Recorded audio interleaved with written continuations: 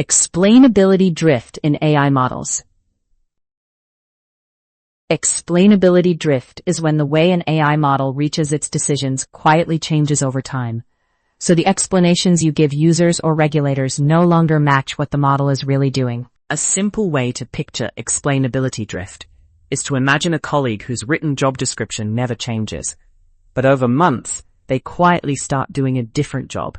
On paper, everything looks the same, but if you shadow them for a day, their real behavior no longer matches the official explanation of their role. For example, a credit scoring model might initially base its decisions mostly on income stability and repayment history, which you explain to customers and compliance teams. After retraining on new data and feedback loops, the same model may start relying heavily on subtle geographic or behavioral patterns, while your dashboard and explanation templates still highlight income and history as the main drivers.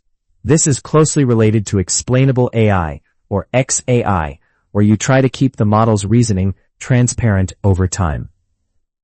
Explainability drift matters because regulators, auditors, and end users often rely more on your explanations than on raw accuracy metrics. If the story you tell about how the model works drifts away from its true behavior, you can misbias, violate policy, or lose trust, even while performance dashboards look healthy. Explainability drift.